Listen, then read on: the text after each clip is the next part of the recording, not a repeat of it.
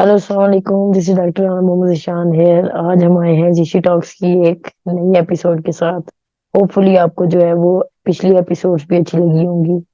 और हमारा यही मकसद है कि हम जो है वो आपको नॉलेज जो है वो आप तक पहुंचाएं हर फील्ड के साथ। और इसमें एपिसोड्स में टाइम इसलिए लगता है कि कुछ जो है वो गेस्ट मैं ऐसे चुनता हूँ जो कि एक तो जो है वो सब्जेक्ट के माहिर हो, उस फील्ड के माहिर हो। और दूसरा ये होता है कि मैं देखता हूँ कि फ्री ऑफ कॉस्ट हो। क्योंकि तीन चार यूट्यूबर्स को मैंने जो अच्छे मेडिकल फील्ड के रिलेटेड ही हैं उनसे मैंने जो है वो राब्ता किया पिछले एक महीने में। लेकिन उनका ये था कि वो चार्ज करते हैं इंटरव्यूज के लिए।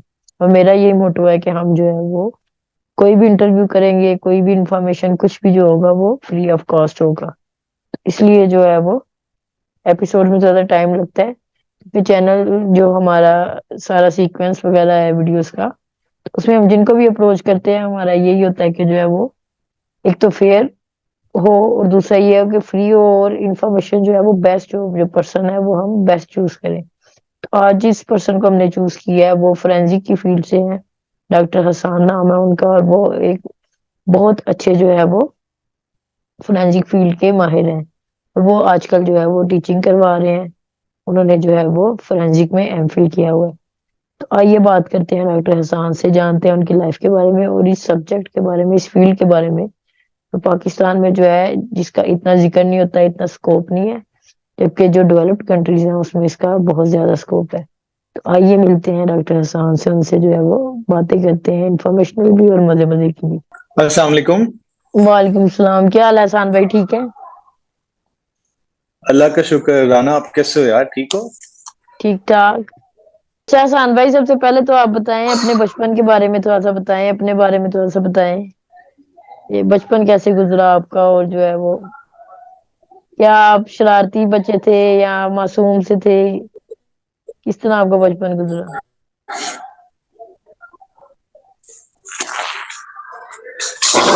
राना, बचपन जो था वो अल्हम्दुलिल्लाह बहुत बहुत प्यारा गुजरा। और बहुत अच्छी, जिसको कहते हैं ना, बहुत बहुत प्यारी यादें जो है वो बचपन से जुड़ी हुई हैं। बचपन हम लोगों का ज्यादातर गुजरा है, बल्कि बचपन से भी आप कह लो कि थोड़ा सा टाइम आगे। मेरी पैदाइश जो है वो लाहौर की है। और अच्छा। बचपन सारा स्कूलिंग इधर, मेरा जो एफएससी था वो भी यहीं पे गुजरा। ठीक है। फिर उसके बाद आगे हम्म। एमबीबीएस और पोस्ट ग्रेड भी सारा पूरा लाहौर से ही मेरा सारा टाइम जो है वो हुआ पास यहाँ पे। लेकिन जो मेरे, आप कह लो कि इनिशियल थे ना जिंदगी के 25-26 साल, हाउस जॉब तक जो है वो मैं रहा हूँ अंदरून लाहौर की जो पेरिफरीज है ना, वहां अच्छा पे अच्छा। दिल मोहम्मद रोड वाली साइड पे। जो पुराने लाहौर के लोग हैं उनको आइडिया होगा इस जगह का। तो सारा वहां पर गुजरा। उसके बाद फिर हम लोग शिफ्ट कर गए, जो अब नया लाहौर जो एक्सपैंड कर रहा है सारा, वहां पे। सही सही। तो बाकी ये है कि अच्छा, बहुत अच्छा टाइम था अल्हम्दुलिल्लाह। ठीक ठीक। अच्छा ये बताएं फिर मेडिकल की फील्ड कैसे आपने चूज की, ये पेरेंट्स की वजह से था कि ये जो है ये आपका अपना इंटरेस्ट था मेडिकल में आना? यार मैं अपने, आप यकीन करो, ओ लेवल्स से पहले पहले ना, मेरा कोई हम्म। इरादा नहीं था किसी भी किस्म का। मैंने कसम खाई हुई थी कि और कुछ भी कर लूंगा लेकिन डॉक्टर मैंने कभी नहीं बनना। अच्छा। मेरा एक्चुअली जो ताल्लुक है ना वो एक, आप ये समझ लो कि एक बड़ी हैवी जो है ना वो पीछे मेरे मेडिकल बैकग्राउंड है। मेरे सही सही। वालदैन दोनों माशाल्लाह डॉक्टर्स हैं। माशाल्लाह। मेरे वालिद जो हैं वो मेडिकल स्पेशलिस्ट हैं, वो चीफ कंसल्टेंट रिटायर हुए थे सर्विसेज हॉस्पिटल से, मेडिसिन में। सही सही। तो अब बचपन में ना हम लोग उनको देखा करते थे, हमें होता था कि यार सुबह 8 साढ़े 8 बजे के ये निकलते हैं और हम्म। 2 बजे सर्विसेज से फ्री होते हैं। वहां से फ्री होने के बाद फिर क्लिनिक करते हैं, और क्लिनिक से वापस घर आते आते उनको 10:30, इवन एट टाइम्स 11 भी बज जाते होते थे। तो मुझे ये लाइफ जो थी ना, ये मुझे बड़ी वो लगती थी कि यार इस तरह की लाइफ मुझे नहीं चाहिए एटलीस्ट ना। हाँ। लेकिन फिर ये था कि जब थोड़ा सा टाइम अब्बू के साथ मैंने गुजारा ज्यादा, तो किसी भी गैदरिंग पे जाना, किसी शादी पे जाना, कहीं पर मिलना, तो वहां पर ना अक्सर ऐसे होता था कि कोई बंदा आके मिल जाता था और वो आके बहुत दुआएं देता था वो, और वो कहता था कि डॉक्टर साहब ਤੁਹਾਡੀ बात तो मैं ठीक हो गया ਤੇ ਹੁਣ मैं अपनी ਜਿਹੜੀ लाइफ है वो सारी मैं दोबारा अपनी ਜਿਹੜੀ वो शुरू करती है। तो ये चीज मुझे बहुत इम्प्रेस करती थी। सही सही। तो इस चीज से इम्प्रेस होके फिर मैंने थोड़ा अपना माइंड ना वो इस तरफ मैं लेके। ठीक ठीक। अच्छा एफएमएच का बताएं अपना एक्सपीरियंस, क्या आपका जब एडमिशन हुआ तो कैसे हुआ और कैसी जर्नी रही आपकी? हम तो आपको जानते हैं ऐसे, ये है कि लोगों के लिए जो है वो थोड़ा सा बताएं आप। यार एफएमएच में मेरा जो एडमिशन था, मैंने अपनी एफएससी ना जिसको कहते हैं ना कि अपने हाथों से इंसान कोई चीज खराब कर देता है, मैंने अच्छा। अपनी एफएससी अपने हाथों से समझो खराब की थी मैंने। लेकिन फिर ये था कि शायद लिखा हुआ था एफएमएच में आना, हम्म। तो मेरे लिए तो उस टाइम पर मैं जिस टाइम पर मेरा एफएमएच में दाखिला हुआ उस टाइम पर तो मुझे लग रहा था कि इम्पॉसिबल है ये चीज, ये कभी शायद मैं डॉक्टर बन ही ना सकूं। लेकिन सही पहले मेरा सही। वहां पे नाम जो था वो बीडीएस में आया था, और फिर मेरा ख्याल है तीसरी या चौथी लिस्ट में जो था वो मेरा नाम अल्हम्दुलिल्लाह आ गया था मैं। तो सही सही। उसके बाद से फिर जो एफएमएच में टाइम गुजरा, आप कह लो कि जिंदगी की जो है ना वो कुछ तल्ख हकीकतें जो है वो एफएमएच में सीखी। लेकिन अल्लाह का बहुत शुक्र है कि बहुत अच्छे दोस्त मिल गए, ऐसे दोस्त जो समझ लो कि बिल्कुल भाइयों की तरह है, फैमिली की तरह है, जिसमें सही मैं सही। एक अगर मैं किसी एक का नाम लूंगा तो वो जाती होगी। फिर उसमें ये था कि जिस टाइम में हम लोग थे ना उसमें जो हमारा हमसे जो सीनियर बैचेस थे और फिर हम्म। आप लोग जो आए हो, ठीक है, तो ये 3 से 4 बैचेस ना बहुत कमिटेड आए उस हम लोगों के टाइम पर। तो एक वो एनवायरनमेंट और एक माहौल ऐसा बन गया, फिर उसमें टीचर्स अल्हम्दुलिल्लाह हम लोगों को बहुत अच्छे मिले। तो उससे फिर एक बहुत जबरदस्त एक चीज सारी वो बन गई, और बाय द एंड जब फाइनल ईयर करके जब मैं निकला हूँ एफएमएच से, तो मैं समझता हूँ कि अल्हम्दुलिल्लाह at when I look back at it तो it was a very good time. सही सही। हम भी ये है कि आप लोगों को जब देखते थे तो नए नए जब हम आए थे तो इतना आइडिया नहीं था, लेकिन जितना आप लोगों ने गाइडेंस की दी हमें, चूचू भाई हो गए सारे, हम्म तो काफी हेल्प जो है ना हम्म। वो हमारी हुई। तो फिर हमने भी आगे भी अपने जूनियर्स की इसी तरह हेल्प की। तो ये जो है ना वो। ऐसे ही और था उसके ऐसे ही था। और उसके अलावा कोई फनी याद है आपकी एफएमएस से जुड़ी हो? क्योंकि आपका जो ग्रुप था वो खाली पढ़ाई में नहीं था, बाकी भी जो था फन वगैरह में भी था, इवेंट्स वगैरह यार में। हम लोगों मुझे याद है हम लोगों का जो बैच था ना उसमें मतलब आपको हर टाइप का बच्चा मिल जाता था, मतलब हाँ उसमें चूचू का आपने नाम लिया, ताहिर का, हाँ। माशाल्लाह माशाल्लाह, मेरा ख्याल है one of the best minds जो एफएमएच ने प्रोड्यूस किया। ऐसे ही है। ठीक है, फिर उसके बाद हमारे पास जो हम्म लोग थे जो मल्टी टैलेंटेड हो गया। ठीक है, फिर इसके अलावा हमारे पास म्यूजिशियंस बड़े जबरदस्त थे यार, और हाँ क्रिएटिव ऐसे ही लोग है। बहुत अच्छे थे। हसीब एहसन वैंस था, ठीक है, हम्म। साद आसिफ का मैं नाम लूंगा यहाँ पे। हाँ ठीक है, बिल्कुल। फिर उसके बाद क्रिएटिव आर्ट्स में मुझे याद है हफ्जा नजीर होती थी हमारे साथ। She was a very creative hmm person, और बहुत मतलब उस बैच के अंदर ना आपको हर तरह का बंदा मिलता था, and they were all very good. Final year में समझता हूँ कि जो फाइनल ईयर में हम लोगों ने टाइम गुजारा ना वो that hmm. Was the best जो एफएमएच में टाइम गुजर सकता है। उसमें ये सही था कि सही। उसमें आपको याद ही होगा हर हफ्ते किसी ना किसी की बर्थडे हो रही होती थी। हम्म। ठीक है, और आखिरी दिनों में वो कभी कोई वो कलर डे आ रहा है, कभी वो हाँ। कोई ऐसा वो डाकू डे आ रहा है, कभी कोई ऐसी चीज आ रही है। तो वो जो लास्ट फाइनल ईयर था ना वो सबसे मेमोरेबल टाइम था उस कॉलेज का, और वो मुझे मैं जब भी उसको याद करता हूँ ना तो मुझे बहुत अच्छा लगता है।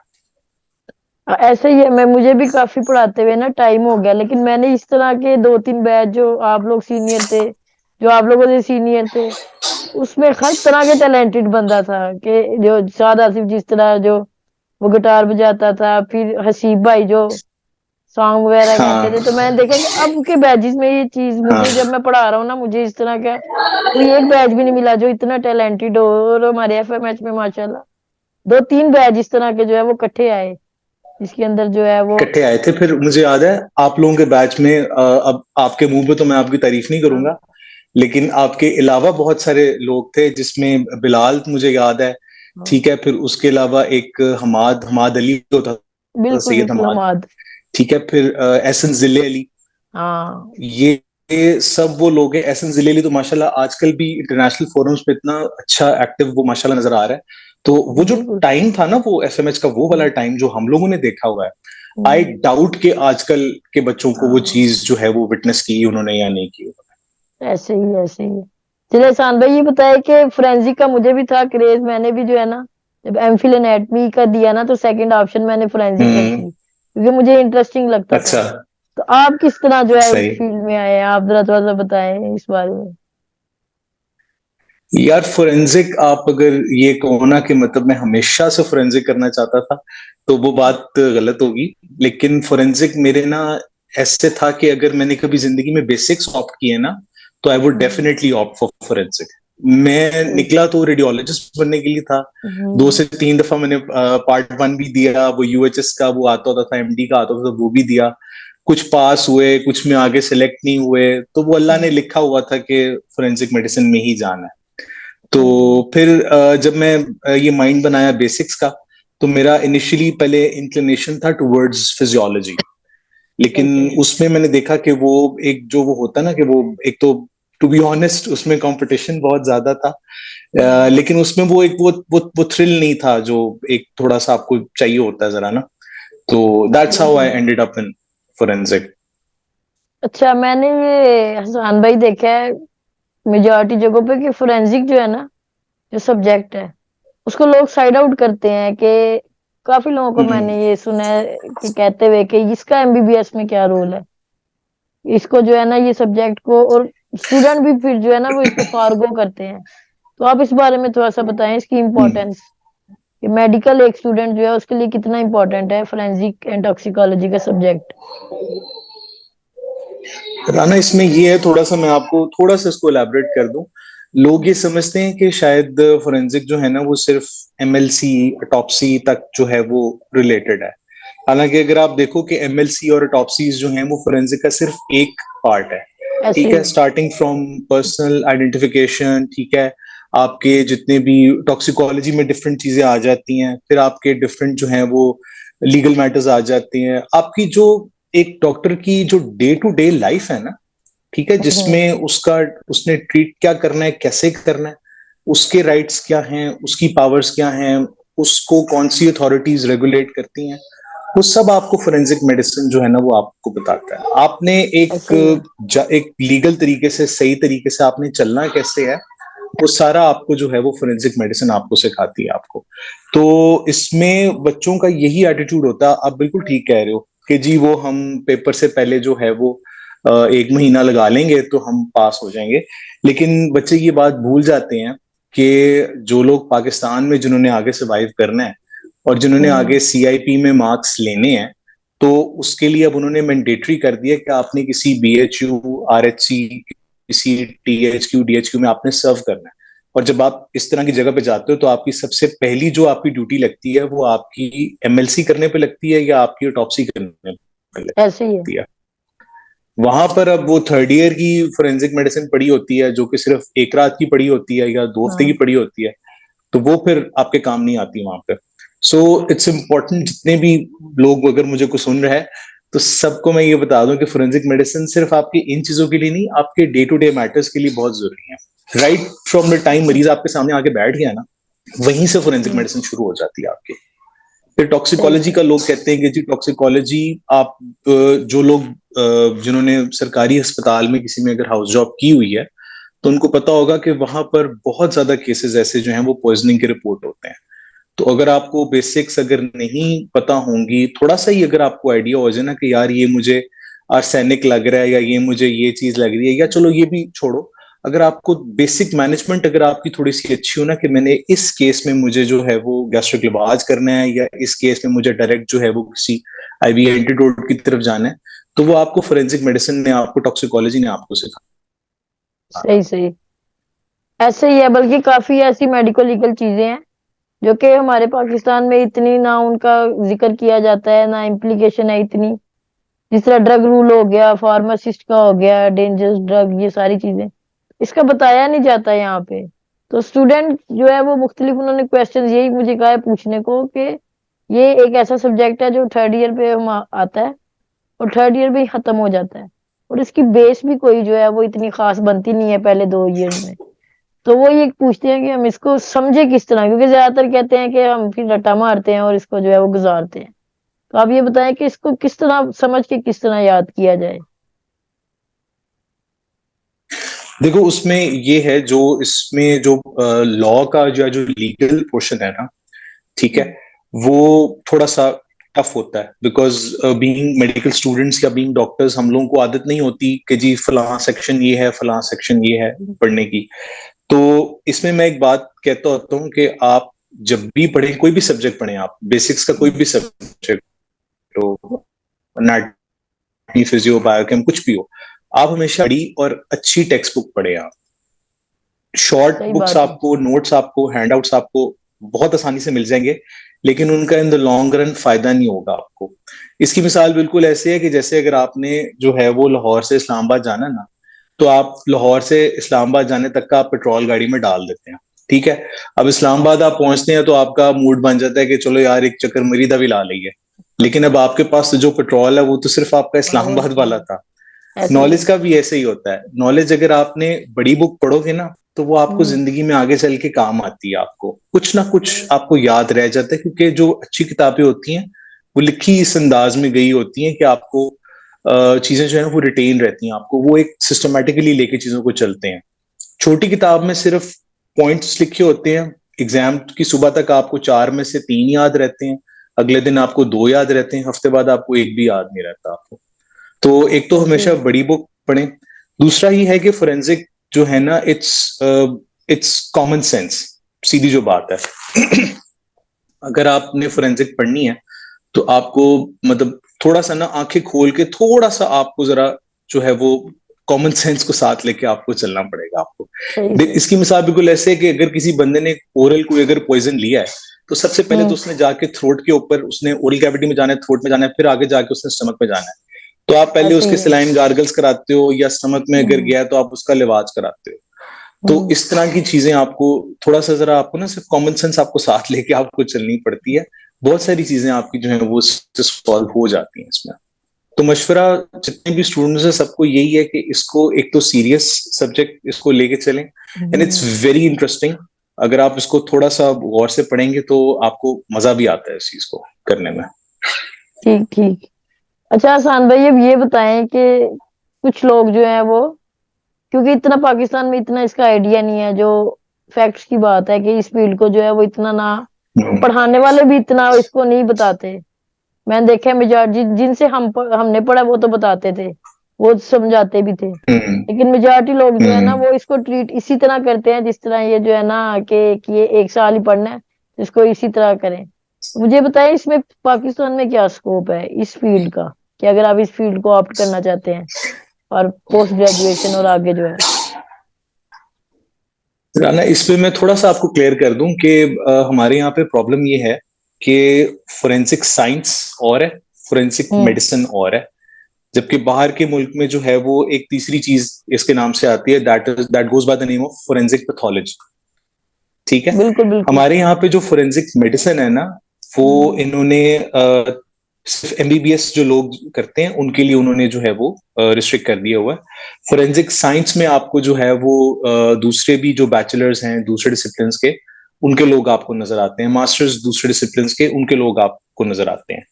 तो पहली चीज तो ये है कि आपने अपना जो है वो इस चीज को क्लियर कर लें कि पाकिस्तान में it goes by the name of forensic medicine, ठीक है। सही सही। दूसरा आपने क्वेश्चन पूछा था कि इसका आगे स्कोप क्या है, राइट। जी जी। स्कोप इसमें to be very frank initially, जिस टाइम जो ये आई एम नॉट श्योर, अगर आपके चैनल के ऊपर ही मुझे इजाजत है 9/11 या वॉर ऑन टेरर का नाम लेने की, तो आप इसको रख लेना, अगर नहीं है तो आप इसको बेशक काट देना। जी जी। लेकिन कुछ इंसिडेंट्स जो है ना वो एक 2000 के एंड में कुछ ऐसे हुए जनरल मुशर्रफ वाले टेन्योर में, कि जिसके बाद से जो है ना वो ये चीजें बहुत ज्यादा ऑन द राइज थी, ठीक है। जिसमें सही सही। मतलब जो थे वो टेररिज्म और ये सारी चीजें थी वो बहुत ज्यादा राइज थी। जी जी जी। उस दौर में फोरेंसिक बहुत ज्यादा ग्रो की यहाँ पे। हम्म। एक तो ये हुआ। दूसरा ये कि जिस टाइम पर हमारे अपने जो सिक्योरिटी के मुल्क के जो हालात थे जब वो खराब हुए, तो उसमें भी बहुत सारी चीजें ऐसी आई, बहुत सारे डिसिप्लिन ऐसे आए कि जिनको हमें टू बी वेरी ऑनेस्ट पता नहीं चलता था कि हम किस डिसिप्लिन के अंडर उसको लेबल करें। उसमें बिल्कुल। प्लास्टिक सर्जरी के भी लोग इन्वॉल्व हुए, हम्म। जनरल सर्जरी के लोग इन्वॉल्व हुए, लेकिन वो आता था फोरेंसिक मेडिसिन की डोमेन के अंदर। ठीक है। तो जैसे जैसे पाकिस्तान आगे तरक्की कर रहा है, ऑब्वियसली जहां अच्छे लोग होते हैं वहां बुरे लोग भी होते हैं। तो ऐसे वाकयात हो जाते हैं कि जहां पर आपको इस तरह के डिसिप्लिन की जरूरत पड़ती है कि बिल्कुल। मेडिसिन और लॉ इकट्ठा आप लेके चलो। फोरेंसिक मेडिसिन जी उस ब्रिज को ना गैप करता है बड़ा इफेक्टिवली। तो स्कोप जी। तो इट्स ऑलवेज देयर। दूसरा जो मैं समझता हूँ कि जो एक कैटलिस्ट था जो सारे प्रोसीजर को मतलब आगे करने में, वो था पंजाब फोरेंसिक साइंस एजेंसी की जो क्रिएशन थी ना, जी उससे जी बिल्कुल। फोरेंसिक को बहुत ज्यादा बूस्ट मिला यहाँ पर। हम्म। एक जुबान जुबान ज़द-ए-आम जिसको उर्दू में कहते हैं ना, वो चीज ये बन गई थी। हर बंदे को थोड़ा थोड़ा आइडिया होना शुरू हो गया था कि यार फोरेंसिक नाम की भी कोई चीज है। तो जहां असल। तक स्कोप की बात है, स्कोप तो पाकिस्तान में है। रिसर्च की जहां तक बात है, तो रिसर्च भी अब बहुत सारे ऐसे एरियाज में शुरू हो गई हुई है जहां पर पहले नहीं होती थी। आपके यूएचएस के हैं डॉक्टर अल्लाह रखा, मेरा ख्याल है बिल्कुल इस बिल्कुल। टाइम डीएनए में जो फोरेंसिक मेडिसिन से रिलेटेड काम है ना, वो बहुत अच्छा कर रहे हैं, उसको बहुत अच्छा लीड बिल्कुल कर रहे ऐसे हैं ही वो। है। ठीक है। फिर एक और नाम मैं यहाँ पे लूंगा जो इस वक्त के current surgeon medico legal Punjab हैं, मेरे सुपरवाइजर भी रहे हैं, मेरे उस्तादों में से एक हैं प्रोफेसर डॉक्टर आरिफ रशीद।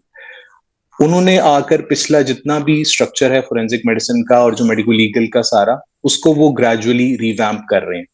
तो चीजें जी जी। इंप्रूव कर रही हैं, चीजें जो हैं वो बेहतर भी हो रही हैं, but at a very slow pace. लेकिन अगर हम इसी डायरेक्शन में चलते रहे इंशाल्लाह, तो चीजें बहुत बेहतर होंगी। और अगेन मैं ये कह रहा हूँ कि इसको इट्स डेफिनेटली देयर। जी, क्योंकि इतना ये डिस्कस भी नहीं होता, और ये जो है ना, इसमें अभी जो है वो बहुत सी एक्सप्लोरेशन की जरूरत है। जैसे मुझे याद है हम यूएचएस में थे, तो कोई प्लेन क्रैश का शायद हुआ था वाकया। उसमें हमारे यूएचएस में मेरे डॉक्टर हुमायूं नाम है उनका, तो वो ओनली पर्सन थे जो कि फोरेंसिक के अंदर डेंटल के ऊपर जो है उनकी वो एक्सपर्टीज थी। तो मुझे बड़ी हैरानी हुई कि ये जो है ये सिंगल पर्सन है, वो भी जो है वो यूके से करके आए थे। तो बाकी टीम में उनके जो है वो एनाटोमिस्ट डाले, पैथोलॉजिस्ट डाले, तो फोरेंसिक के वो मेरे ख्याल से अकेले थे। तो तब मुझसे जब वो मिले, मैंने भी उनसे एक दो सवाल पूछे, तो मेरा यही था कि सिर्फ एक बंदा जो है वो यहाँ पे फोरेंसिक डेंटल में मौजूद है। इसका मतलब है इस फील्ड में बहुत ज्यादा जो है वो अभी एक्सप्लोरेशन हो सकती है। और इसका तो जिक्र भी नहीं कभी किसी ने किया कि फोरेंसिक के अंदर डेंटल की क्या इंपॉर्टेंस है और सारी क्या चीजें हैं। तो ये सब्जेक्ट जो है ना वो मुझे तो इंटरेस्टिंग लगता था, मेरा तो अपना सेकंड चॉइस था ये। तो आप अब स्टूडेंट्स के लिए कोई एडवाइस देना चाहें इस बारे में कुछ भी? राना, आपने डॉक्टर हुमायूं का जिक्र किया है, तो उनकी मैं एक और आपको एक बात बता दूं। डॉक्टर हुमायूं इस टाइम कराची में अपने कुछ स्टूडेंट्स हैं उनको फोरेंसिक ओडोंटोलॉजी में ट्रेन कर रहे हैं माशाल्लाह। और वाह, जबरदस्त। लास्ट जब मेरी उनसे मुलाकात हुई थी, तो उनने प्लान किया था कि मैं जो है ना इसका एक शॉर्ट कोर्स जो है, हम्म, इसको हम डेंटिस्ट्री को ओडोंटोलॉजी कहते हैं, तो बिल्कुल इसको बिल्कुल। मैं जो है वो पंजाब में भी जो है वो इसको स्टार्ट करूंगा। लेकिन अब मुझे एग्जैक्ट नहीं पता कि वो कहाँ तक चीज पहुंची है। तो things are there in the pipeline. हम्म, तो सॉरी, बिल्कुल। आपका दूसरा क्वेश्चन क्या था? हाँ, मैं आई एम ये सॉरी। कहते स्टूडेंट्स को आप जो है वो ओवरऑल क्या एडवाइस देंगे इस फील्ड के लिहाज से भी, और एमबीबीएस के जो है वो लिहाज से भी, जो आपका अपना एक्सपीरियंस रहा है कि किस तरह जो है वो इसको करना चाहिए? क्योंकि मुझे जो स्टूडेंट्स आजकल जो भी मैं देखता हूँ ना, वो मुझे हवाइयाँ उड़ी लगते हैं। हम भी स्टूडेंट थे ना, तो हमें ओरिएंटेशन थी कि किस तरह करना है। लेकिन हम्म। अभी अगर आप फाइनल ईयर के हम्म। स्टूडेंट को पूछेंगे ना कि भाई तुमने किस तरह करना है, यकीन माने उसको भी नहीं पता कि मैंने जो है वो पिछले 4 साल किस तरह पढ़ा है और अब मैंने किस तरह पढ़ा है। तो आप इस बारे में कोई टिप्स दे अपने एक्सपीरियंस से।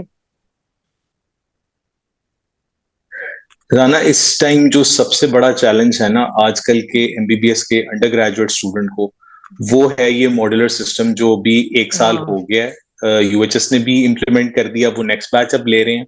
और हम्म, बहुत सारे प्राइवेट इदारों में भी है। यूनिवर्सिटी ऑफ लाहौर बहुत पहले स्विच कर गई हुई है। हाँ। जिस इदारे में मैं हूँ वहां पर भी हमारा एक बैच जो है वो कंप्लीट हो गया हुआ है। जो जी ये नया ऐसे ही। मॉड्यूलर सिस्टम है ना, हम्म। This I feel it's a little strenuous compared to what we guys went through. उसकी वजह ये है कि हम लोगों को पता था कि यार पहले साल में ना ये 3 सब्जेक्ट हैं। एक हमारा माइंड बन गया था कि यार एनाटॉमी पढ़नी है तो ओरिजिन इंसर्शन पढ़ना है, हाँ ठीक है। फिजियो पढ़नी है तो उसका मैकेनिज्म जो है वो याद करना है, ठीक है। बायोकेम पढ़नी है तो वो उसकी वो इक्वेशन है, हेंडरसन हैसलबैक, वो सारी चीजें जो है ना वो करनी हाँ। है। तो एक बच्चे की ना एक डायरेक्शन थी, ठीक है। अब आप क्या करते हो, अब आप मस्कुलोस्केलेटल उठा लो। मस्कुलोस्केलेटल में आपने जो है वो एनाटॉमी तो आपने पढ़नी ही पढ़नी है, फिजियो बायोकेम भी साथ में है। साथ आपने जो है वो पैथोलॉजी की भी आपने चीजें पढ़नी है, ठीक है। फार्माकोलॉजी में भी आप मसल रिलैक्सेंट्स पढ़ रहे हो। तो बिल्कुल। ये सिस्टम जो है ना ये थोड़ा सा अगर मैं हम लोगों के टाइम से इसको कंपेयर करूं तो ये थोड़ा सा डिफिकल्ट है compare to what we guys went through. इसका हल सिर्फ एक ही है कि जो हमारे सीनियर्स हमें कहते होते थे, वो मैं इन लोगों को भी ये कहूंगा कि यार आप लोग ना जो डेली पढ़ा है ना आपने, ठीक है, आपने वो एक दफा आके रिवाइज आपने लाजमी कर। ऐसे ही है। चाहे चाहे आप उसको 2 मिनट पढ़ो, चाहे उसको 5 मिनट पढ़ो, चाहे घंटा पढ़ो, एक दफा आके उसको डेली का जो चीजें हैं वो रिवाइज करो। और दूसरा, आपस में ना चीजों को कनेक्ट करना सीखो, बजाय बिल्कुल, ये इसके बहुत कि जरूरी आपने है। अच्छा, हाँ, बजाय इसके कि मैंने एनाटॉमी पढ़ ली है, अब मैं पैथोलॉजी की किताब खोल के ना मैं उसमें से जो है वो नियोप्लेजिया खोल लेता हूँ या कुछ खोल लेता हूँ।